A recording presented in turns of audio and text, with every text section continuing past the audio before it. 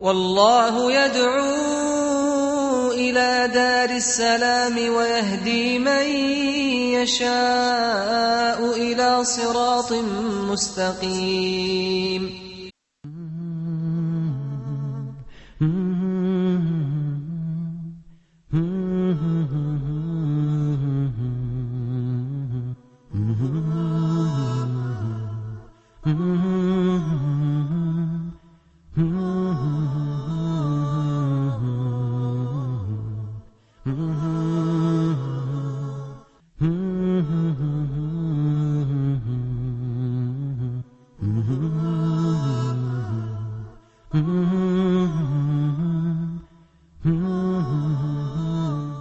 بسم الله الرحمن الرحيم. الحمد لله رب العالمين، وصلى الله وسلم وبارك على عبده ورسوله الأمين نبينا محمد وعلى آله وصحبه أجمعين. Dear brothers and sisters in Islam, Assalamu alaikum wa rahmatullahi wa barakatuh, and welcome to Mercy to Mankind. On my right is Brother Ahmed Abdul Jawad, and on my left is Brother Muhammad Abdul Salam. We would like to welcome them all to our program. Last time we met, we talked about the first migration of the Muslims to Abyssinia. They're trying to fled their country, their homeland, simply because they want to worship Allah Azza wa Jal alone. Yet, the pagans, their people, their blood, did not allow them to do so. They tortured them, and in some incidents, they killed some of them. They deprived them from their basic rights to worship their Lord. Therefore, a number of 16 almost Muslims immigrated to Abyssinia, to Al-Habasha, in the eastern coast of Africa. And soon afterwards, they heard that there was a truce between the pagans and the Muslims. So they returned immediately, hoping to find this news true. And to their surprise, it was not.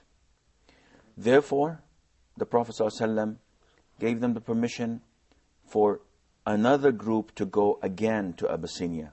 But this time, because the first group were as a scouting group, they saw the environment, they saw the country. Once they came back, they told their brothers and sisters that the things there were settled and it was okay for them to migrate to Abyssinia. The second group were comprised of over 100 Muslims, men, women, and children. They all fled Mecca and went to live in that new land. And it is not easy to migrate from one country to the other. They're not going there to pursue a job or a career. They're not going there to medicate. They're not going there to do something that is recreational. It's not for the recreation they're going. They are going there to flee with their religion, to be able to worship Allah Azza wa Jal alone. And they're abandoning everything that was so close to their hearts. Their families, their loved ones, their properties, and everything that connects them with their past. They are leaving all that behind in pursuit of their cause, which is to worship Allah Azza wa Jal alone.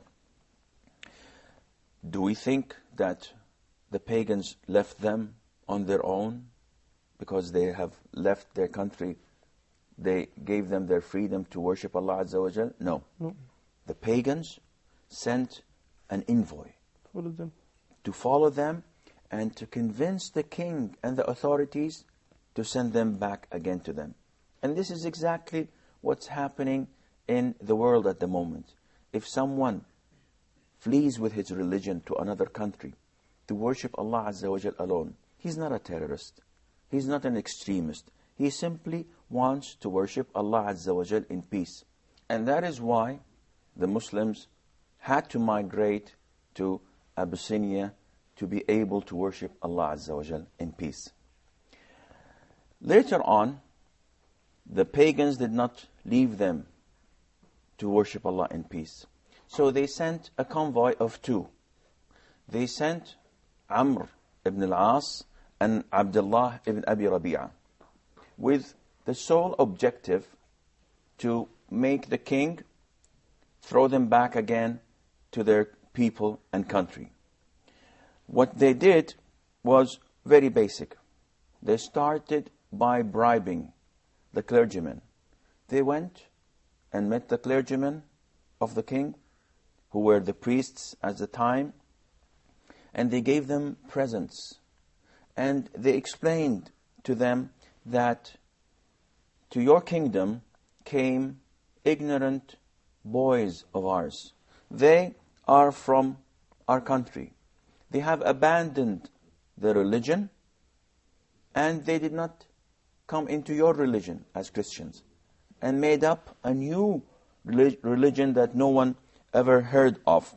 And our people sent us to your king so that we could convince him to send them back with us. And we wish, once we talk to the king, that you support us in this process. Because our people know them better than you do. And we know their faults and their shortcomings. So the clergymen agreed to do this. The priests, because they were bribed. They were giving presents. The envoys, Abdullah ibn Abi Rabi'a and Amr ibn al-As, also presented the king himself with these presents. And the king had a title. His name was Asmaha, but his title was An-Najashi. And every superpower had a title for the king. So, for example, Heraclius was the ruler of the Romans, the Byzantines, but his title was Caesar. And also Kisra was the ruler of Persia, and he had a name of his own. So the clergymen agreed, and they called for a meeting with the king, and the king permitted them to come in. So they started saying to him that this is the case, O king. Ignorant boys of us came to your kingdom. They have innovated a new religion that is not their ancestors' religion, and they're not your religion. It's a made-up religion. And our people know them better than you do. And we do not want them to spoil your country. And the dignitaries of Quraysh has sent us to request you to send them back with us. So, please do that. Immediately, the clergymen and the priests talked and said, yes, we agree. This is the best thing to do. The only thing that Abdullah ibn Abi Rabi'a and Amr ibn al-As feared most was that the king hears them and listens to what they say. Because they knew that the words that come out of a Muslim's mouth has the effect of magic. It is so convincing, it is so appealing to people. So they did not want anything from the Muslims to be delivered in front of the king. Once the clergymen requested the king to send them away, the king refused that. He said, this is unfair. People coming to my country, trusting me, choosing me over all the other countries. And you want me to send them away without hearing their justifications to what you have said? This cannot be done. I have to listen to them. So he sent his messenger to the Muslims requesting their presence in his court.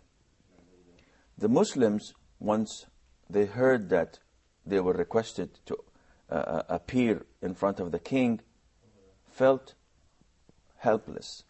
And they were afraid. Now, we have just landed in this country and we are enjoying the freedom of worshipping Allah Azza wa Jal without being tortured or harassed. And now the king wants us to talk to him. What will we do? He will definitely send us away with Amr ibn al-As and his companions. But faith always prevails. They said, we will go and meet him, and there is nothing for us to hide. We will say whatever Islam tells us to do. So they went there. And their spokesman was Ja'far ibn Abi Talib. He was the cousin of the Prophet ﷺ.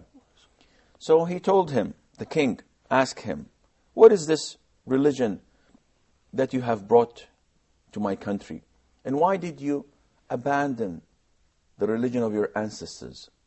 And around the king were those clergymen with their Bibles open around him. So Ja'far ibn Abi Talib answered him in a very straightforward way. He told him, O king, we were people of ignorance, and we used to worship idols. We used to eat dead meat that was not slaughtered. Any dead animal, we could eat the flesh of it. We used to do everything that was bad, especially vice. We used to not connect with our next of kin and relatives. On the contrary, we used to abuse them. We used to be bad with our neighbors. We never respected our neighbors. And it was survival of the fittest. The stronger usually ate and overcome the weak. We used to be living in such manners until Allah the Almighty sent us a messenger from among us. We know him, we know his lineage, we know his fathers and forefathers. He was among us, and we knew how honest, trustworthy, and faithful he was. We knew him because we saw whatever he did, and he was not one of the bad ones. He was among the very best of us. He called us for one thing. He called us to worship Allah Azza wa Jal alone and forget everything else that we used to worship and associate with Allah. He told us not to worship the stones, the idols, the trees that we used to worship. He told us and ordered us to be honest in speech, to fulfill our promises, to give whatever we have been entrusted with, and to be kind to our next of kin, and to be kind to our neighbors and give them the best things we have. He told us not to do anything that is bad, and he told us that bloodshed is forbidden. So he prevented us from killing each other. He prevented us from false testimonies, and he prevented us from abusing the money of orphans. And he told us not to worship except Allah Azza wa Jal. He ordered us to pray and to pay money for the poor. And he asked us to fast the holy month of Ramadan. And Ja'far started mentioning the good things about Islam to the king. And this is what we have done, and this is what we have performed. And that is why our people did what they did to us, tortured us, abused us, and kicked us of our country. We have a short break, and inshallah